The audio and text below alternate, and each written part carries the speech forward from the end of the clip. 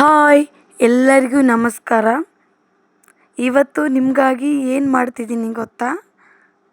ಖರ್ಚಿಲ್ಲದೆ, ಓವೆನ್ ಇಲ್ಲದೆ ಮನೆಯಲ್ಲಿ ಟ್ರೈ ಮಾಡಿರುವ ಎಗ್ ಪಪ್ಸ್. ಇಲ್ಲೋಡಿ 5 ಮೊಟ್ಟೆನ ಬೇಯಿಸ್ಕೊತಾ ಇದ್ದೀನಿ.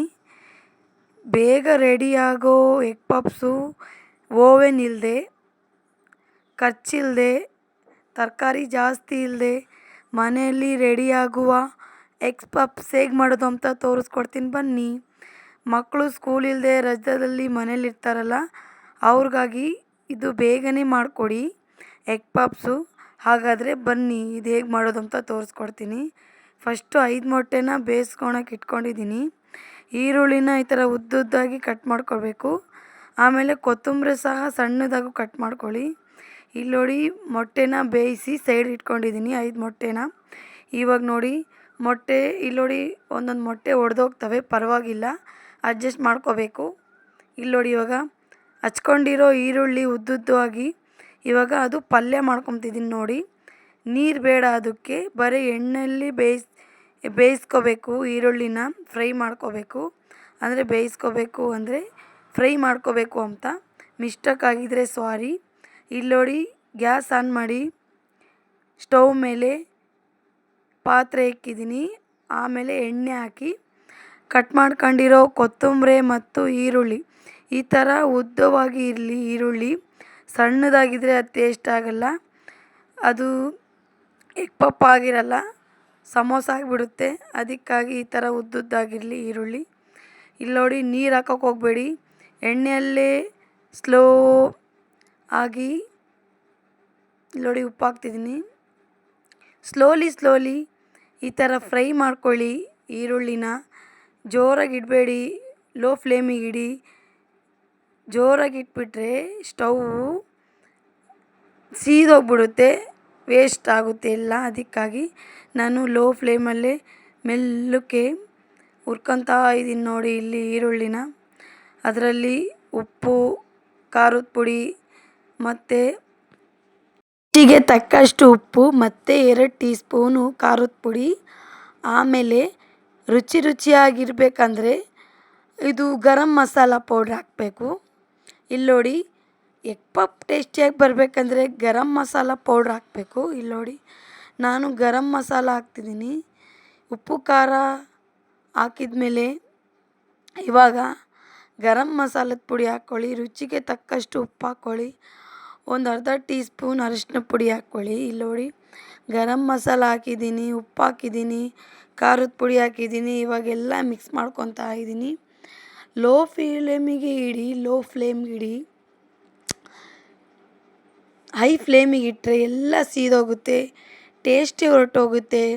ಹೊರಗೆ ಎಗ್ ಪಪ್ ತಿನ್ನೋದಕ್ಕಿಂತ ಮನೆಯಲ್ಲೇ ರುಚಿಯಾಗಿ ಎಗ್ ಪಪ್ ಮಾಡ್ಕೊಂಡು ತಿನ್ನಿ. ಮಕ್ಕಳಿಗೆ ರಜಾ ಕೊಟ್ಟಿದ್ದಾರೆ, ಅದು ಬೇಕು ಇದು ಬೇಕು ಅಂತ ಅಂಗಡಿಗೆ ಹೋಗಿ ದುಡ್ಡು ವೇಸ್ಟ್ ಮಾಡ್ತಾರೆ. ಅಲ್ಲಿ ಅಂಗಡಿಯಲ್ಲಿ ಯಾವ್ಯಾವ ಥರ ಎಣ್ಣೆ ಹಾಕಿರ್ತಾರೋ ಏನೋ ಗೊತ್ತಿರಲ್ಲ. ಮಕ್ಕಳಿಗಾಗಿ ಟೈಮ್ ವೇಸ್ಟ್ ಮಾಡದೆ ಫ್ರೀಯಾಗಿ ಮಕ್ಕಳಿಗಾಗಿ ಮಾಡಿಕೊಡಿ. ಇಲ್ಲಿ ನೋಡಿ, ನಾನು ಹೇಗೆ ಮಾಡ್ತಿದ್ದೀನಿ ಅಂತ ಒಂದ್ಸರಿ ಕ್ಲೀನಾಗಿ ನೋಡ್ಕೊಳ್ಳಿ. ಭಾಳ ರುಚಿಯಾಗಿ ಬಂದಿತ್ತು ನಾನು ಮಾಡಿರೋ ಎಗ್ ಪಪ್ಪು. ನೀವು ಮನೇಲಿ ಒಂದ್ಸರಿ ಟ್ರೈ ಮಾಡಿ. ಇಲ್ಲಿ ನೋಡಿ, ಚೆನ್ನಾಗೆ ಬೆಂದಿದೆ ಈರುಳ್ಳಿ, ನಾನು ಸೀಸಿಲ್ಲ. ಇಲ್ಲಿ ನೋಡಿ, ಸೀದೋದ್ರೆ ಚೆನ್ನಾಗಿರಲ್ಲ. ಇಲ್ಲಿ ನೋಡಿ, ನಾನಿವಾಗ ಪಲ್ಯ ಮಾಡಿಕೊಂಡು ಸೈಡಿಗೆ ಇಟ್ಕೊಂಡಿದ್ದೀನಿ. ಇವಾಗ ಚಪಾತಿ ಥರ ಮಾಡಿಕೊಂಡು ಈ ಥರ ಚಪಾತಿ ಉಜ್ಜೋ ಥರ ಉಜ್ಜಬೇಕು. ಸ್ವಲ್ಪ ಹಿಟ್ಟು ಜಾಸ್ತಿನೇ ಇರಲಿ, ಉಂಡೆ ದಪ್ಪನೇ ಇರಲಿ. ಯಾಕಂದರೆ ಅದು ಎಣ್ಣೆಗೆ ಆದಮೇಲೆ ಅರ್ಧೋಗುತ್ತೆ ಎಲ್ಲ. ರೊಟ್ಟಿ ಥರ ಮಾಡಿರ್ತೀವಲ್ಲ ಅದು. ಇವಾಗ ನೋಡಿ, ನಾನು ಉಜ್ಜುತ್ತಾ ಇದ್ದೀನಿ. ಇಲ್ಲಿ ನೋಡಿ, ಈ ಥರ ರೌಂಡ್ ಶೇಪ್ ಮಾಡ್ಕೊಳ್ಳಿ. ಚಪಾತಿ ಥರ ರೌಂಡ್ ಶೇಪ್ ಥರ ಕ್ಲೀನಾಗಿ ಉಜ್ಕೊಂಡು ಈ ಥರ ಕಟ್ ಮಾಡಬೇಕು. ಲೆವೆಲ್ಲಾಗಿ ಕಟ್ ಮಾಡಿಕೊಂಡು ನಾವು ಬೇಯಿಸಿರ್ತೀವಲ್ಲ ಮೊಟ್ಟೆನ, ಒಂದು ಭಾಗದಲ್ಲಿ 2 ಭಾಗ ಮಾಡ್ಕೊಳ್ಳಿ. ಇಲ್ಲಿ ನೋಡಿ, ಕ್ಲೀನಾಗಿ ಕಟ್ ಮಾಡ್ಕೊಳ್ಳಿ, ಶೇಪ್ ಬರೋ ಥರ ಎಗ್ ಪಪ್ಗೆ. ಬೇಯಿಸಿರೋ ಮೊಟ್ಟೆಯಲ್ಲಿ ಒಂದು ಮೊಟ್ಟೆನಲ್ಲಿ 2 ಭಾಗ ಮಾಡ್ಕೊಳ್ಳಿ. ಇಲ್ಲಿ ನೋಡಿ, ಈ ಥರ ಕಟ್ ಮಾಡಿಕೊಂಡು ಕ್ಲೀನಾಗಿ ಇಟ್ಕೊಳ್ಳಿ. ಅದರಲ್ಲಿ ನಾನು ಮಾಡಿದ್ದೀನಲ್ಲ ಪಲ್ಯನ, ಈರುಳ್ಳಿ ಪಲ್ಯದಲ್ಲಿ ಒಂದು ಸ್ವಲ್ಪ 1 ಸ್ಪೂನಷ್ಟು ಪಲ್ಯ ಹಾಕ್ಕೋಬೇಕು. ಇಲ್ಲಿ ನೋಡಿ ನಾನು ಪಲ್ಯ ಹಾಕ್ಕೊತಿದ್ದೀನಿ ನೋಡಿ. ಈ ಥರ ಪಲ್ಯ ಹಾಕ್ಕೊಳ್ಳಿ. ಮೊಟ್ಟೆ 1ರಲ್ಲಿ ಅರ್ಧ ಭಾಗ ಈ ಥರ ಇಟ್ಕೊಳ್ಳಿ. ಈ ಥರ ಫೋಲ್ಡ್ ಮಾಡಿ ಚಪಾತಿ ಥರ ನಾವು ಉಜ್ಜಿರ್ತೀವಲ್ಲ, ಈ ಥರ ಫೋಲ್ಡ್ ಮಾಡಿಕೊಂಡು ನಾನು ಎಲ್ಲ ಮಾಡ್ಕೊಂಡು ಇಟ್ಕೊಂಡಿದ್ದೀನಿ ಒಂದೇ ಸರಿ ಕರಿಯೋಣ ಎಣ್ಣೆಯಲ್ಲಿ ಅಂತ. ಇಲ್ಲಿ ನೋಡಿ, ನೀವು ಕ್ಲೀನಾಗಿ ಮಿಸ್ಟೇಕ್ ಇಲ್ಲದೆ ಮಾಡ್ಕೊಳ್ಳಿ.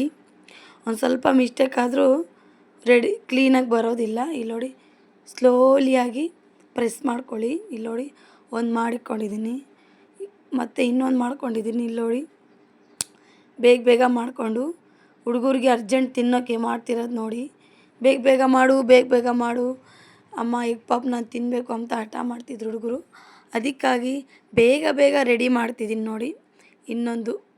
ಒಂದು ಮೊಟ್ಟೆಯಲ್ಲಿ 2 ಭಾಗ, ಒಂದು ಮೊಟ್ಟೆಯಲ್ಲಿ 2 ಎಗ್ ಪಪ್ ಆಗ್ತವೆ. ಇಲ್ಲಿ ನೋಡಿ, ರೆಡಿಯಾಗಿದೆ. ಪೂರ್ತಿ ವಿಡಿಯೋ ನೋಡಿ, ಸ್ಕಿಪ್ ಮಾಡಬೇಡಿ. ಅರ್ಧಕ್ಕೆ ಸ್ಕಿಪ್ ಮಾಡಿದರೆ ಹೇಗೆ ಮಾಡೋದು ಅಂತ ನಿಮಗೆ ಅರ್ಥ ಆಗಲ್ಲ, ಹೊಸಬ್ರಿಗೆ ಮಾಡೋರಿಗೆ. ಇಲ್ಲಿ ನೋಡಿ, 4 ಮಾಡ್ಕೊಂಡಿದ್ದೀನಿ 2 ಮೊಟ್ಟೆಯಲ್ಲಿ. ಇವಾಗ ಎಣ್ಣೆಯಲ್ಲಿ ಹಾಕಿ ಎರಡೇ ನಾನು ಕರಿತೀನಿ ಎಣ್ಣೆಯಲ್ಲಿ. 4 ಒಂದೇ ಸಾರಿ ಹಾಕಿದರೆ ಅದು ಬೇಯೋದಿಲ್ಲ ಎಗ್ ಪಪ್ಪು. ಇಲ್ಲಿ ನೋಡಿ, ಇವಾಗ ಎಣ್ಣೆ ಇಕ್ಕಿದ್ದೀನಿ ಸ್ಟವ್ ಮೇಲೆ. ಬಿಸಿಯಾಗಿದೆ ಇಲ್ಲ ಅಂತ ನೋಡೋಣ. ಇವಾಗ ಬಿಸಿಯಾಗಿದೆ. ಒಂದು ಹಾಕ್ತೀನಿ ಇವಾಗ. ಸುಮ್ಮನೆ ವಿಡಿಯೋ ನೋಡೋದಲ್ಲ, ನನ್ನ ಚಾನಲ್ನ ಸಬ್ಸ್ಕ್ರೈಬ್ ಮಾಡಿ, ಲೈಕ್ ಮಾಡಿ ಆ್ಯಂಡ್ ಶೇರ್ ಮಾಡಿ. ನನ್ನ ಒಳ್ಳೊಳ್ಳೆ ರೆಸಿಪಿಯಲ್ಲಿ ಯೂಟ್ಯೂಬ್ ಚಾನಲ್ ಇದೆ, ಯೂಟ್ಯೂಬ್ ಚಾನಲಲ್ಲಿ ನೋಡಿ. ಇಲ್ಲಿ ನೋಡಿ, ಈ ಥರ ಎಣ್ಣೆ ಹಾಕ್ಕೊಳ್ಳಿ ಮೇಲ್ಮೇಲೆ. ಈ ಥರ ಎಣ್ಣೆ ಹಾಕ್ಕೊಂಡ್ರೆ ಒಳಗೆಲ್ಲ ಬೇಯುತ್ತೆ. ಮೊಟ್ಟೆನು ಪಲ್ಯ ಎಲ್ಲ ಹಾಕಿರ್ತೀನಲ್ಲ, ಎಲ್ಲ ಬೇಯುತ್ತೆ ಚೆನ್ನಾಗಿ. ಎರಡೆರಡೆ ಹಾಕ್ಕೊಂಡು ಎಣ್ಣೆಯಲ್ಲಿ ಕರ್ಕೊಳ್ಳಿ. ನನಗಂತೂ ತುಂಬ ಇಷ್ಟ ಆಯಿತು ಮನೆಯಲ್ಲಿ ಮಾಡಿರೋ ಎಗ್ ಪಪ್ಪು. ನಾನು ಸರಿ ನನ್ನ ಐಡಿಯಾದಲ್ಲಿ ಈ ಥರ ಮಾಡಿದರೆ ಚೆನ್ನಾಗಿರುತ್ತೆ ಅಂಥೇಳಿ ನಾನು ಟ್ರೈ ಮಾಡಿದೆ. ಟ್ರೈ ಮಾಡಿದ್ದಕ್ಕೂ ಸಾರ್ಥಕ ಆಯಿತು. ಭಾಳ ಚೆನ್ನಾಗಿ ಬಂದಿದೆ ಎಗ್ ಪಪ್ಪು. ನೀವು ಮನೆಯಲ್ಲಿ ಮಕ್ಕಳಿಗೆ ಈ ಥರ ಮಾಡಿಕೊಡಿ. ವಾವ್ ಯಾವ ಥರ ಬಂದಿದೆ ನೋಡಿ. ಓವೆನ್ ಇಲ್ಲದೆ ಎಗ್ ಪಪ್ಪೇ ಆಗಲ್ಲ. ಆದರೂ ಒಂದ್ಸರಿ ಟ್ರೈ ಮಾಡೋಣ ಅಂತ ಮಾಡಿದೆ. ಓವೆನ್ ಇಲ್ಲ, ಜಾಸ್ತಿ ತರಕಾರಿ ಇಲ್ಲ. ನೋಡಿ ಹೇಗೆ ಬಂದಿದೆ ಎಗ್ ಪಪ್ಪು. ನೀವು ಒಂದ್ಸರಿ ಮನೇಲಿ ಟ್ರೈ ಮಾಡಿ. ನನಗೆ ಕಮೆಂಟ್ ಬಾಕ್ಸಲ್ಲಿ ಕಮೆಂಟ್ ತಿಳಿಸಿ ಹೇಗೆ ಬಂದಿದೆ ಎಗ್ ಪಪ್ ಅಂತ. ಇಲ್ಲಿ ನೋಡಿ, ಮತ್ತೆ ಹಾಕ್ತೀನಿ ಇನ್ನೊಂದೆರಡು. ಇಲ್ಲಿ ನೋಡಿ, ಮತ್ತೆ ಹಾಕ್ತಿದ್ದೀನಿ ಎರಡು ಎಗ್ ಪಪ್ನ. ಈ ಥರ ನೀವು ಮನೇಲಿ ಒಂದ್ಸರಿ ಟ್ರೈ ಮಾಡಿ. ನನಗೆ ಹೇಗೆ ಬಂದಿದೆ ಅಂತ ಒಂದ್ಸರಿ ತಿಳಿಸಿ. ನನ್ನ ಚಾನಲ್ನ ಸಬ್ಸ್ಕ್ರೈಬ್ ಮಾಡೋದು ಮಾತ್ರ ಮರಿಬೇಡಿ.